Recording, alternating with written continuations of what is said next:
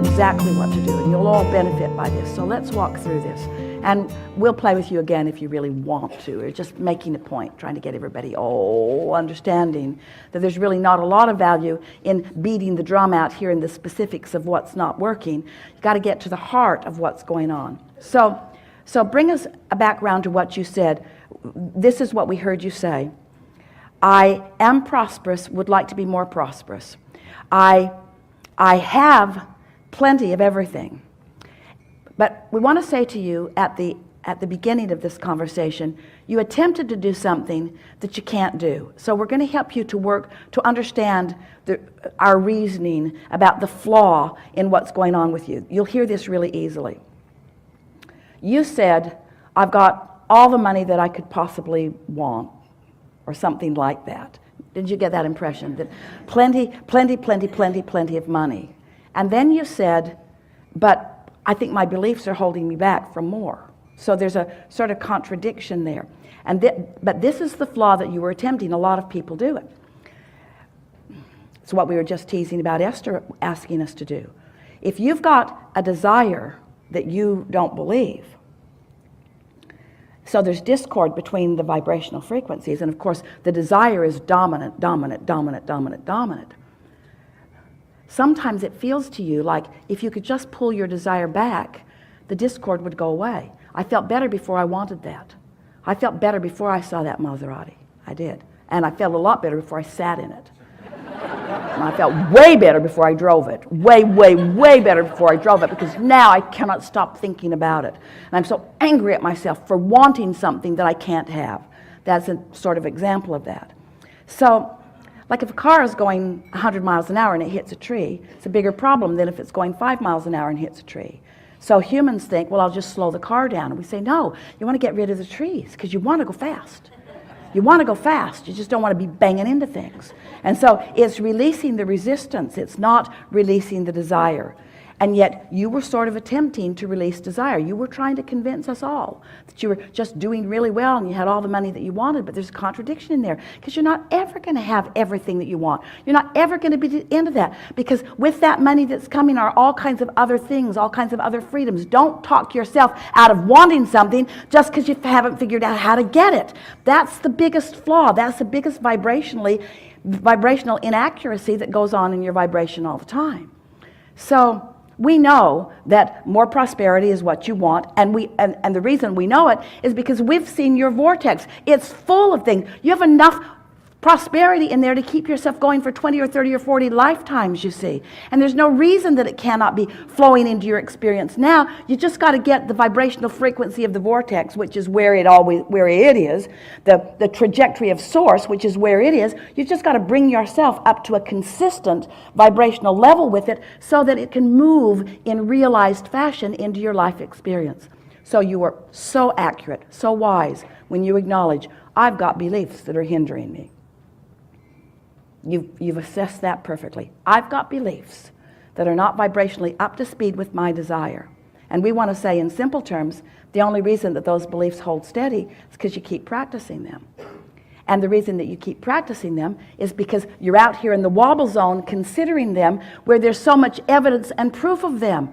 It's really difficult. In fact, it's impossible. It is not logical on any level to be looking at a reality that has already been manifested and deny it, to say it's not true. That's what, we're really into a new place.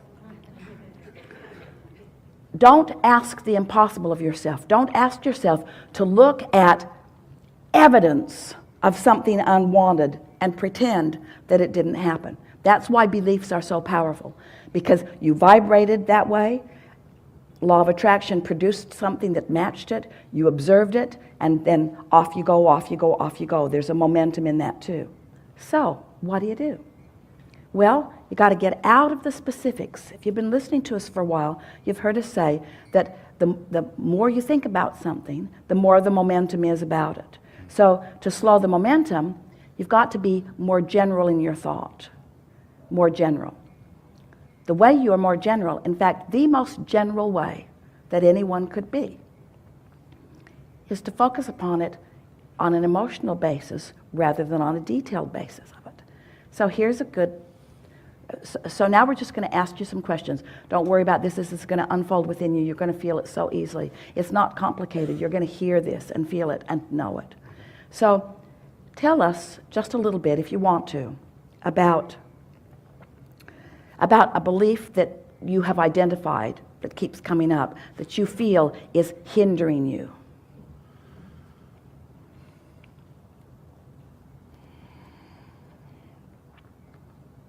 I have a habitual sense of this paycheck's going to be the last one. It's all right. I lived, my life is very different now than it had been earlier Yes. in my life. But that earlier life, thoughts that you kept thinking, experiences that you kept having, so it's created a belief system that goes like, this is it, it's done. And I'm going to get... I could get in trouble again. I could get back into that place. I like the way it is, but I'm guarded that it won't stay this way. I'm having a hard time convincing myself that where I'm at now, which is absolutely a result of allowing it into my life and attracting it deliberately. So you've got some beliefs that serve you and some that don't. We want to just talk for a moment about the ones that don't and show you what to do with them. So just speak a little bit more of that to us.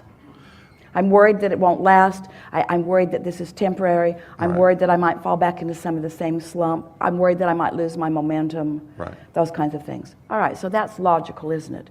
Now, in the... And I'll say I recognize those as impediments and... But what to do about them. So we'll show you. So in the thought, this money may not last. This may be the last money that comes. What's the emotion? What's the emotion that best describes how that thought causes you to feel? Fear. That's accurate. And it's good to acknowledge that. So now let's never mind the conditions, because the conditions have momentum going. They are the byproduct of a lot of stuff that's going on. You've got this well-being trajectory, and you've got this hindering trajectory. So you've got this wobble, and these conditions are there. There's enough momentum going that to talk about them is just going to cause confusion, usually, and more often than not, going to cause you to practice the vibration of what's causing the fear even more. You're just going to get more detailed about it, because that's what attention to something always does. So, but instead of doing that, let's take the fear, which is at the basis of the very general basis of this discussion, and we just want to ask you some easy to answer questions apart from those conditions. Just leave those aside for a little bit and focus upon the emotion of fear. Do you prefer the feeling of fear to the feeling of ease? I far prefer the feeling of ease. Ease. Do you prefer fear or fun? Fun. Do you prefer fear or interest? I much prefer interest. Do you prefer fear or clarity? Clarity. Do you prefer fear or love? Love. So now that was easy. So love and clarity and ease. Do you prefer frenzy or calm?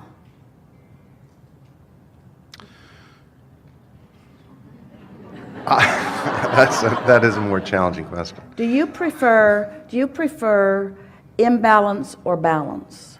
Balance. Do you prefer angst or ease? Ease. Do you prefer resistance or allowing? These are easy questions, we know. Almost so easy that it feels silly. But as he's answering these questions, he's focusing on who he really is. Do you prefer boredom or interest? Interest. Do you prefer sluggishness or vitality? Vitality. Do you prefer vitality or lethargy? Vitality. Do you prefer interest or boredom? Interest. Do you prefer happiness or sadness? Happiness. So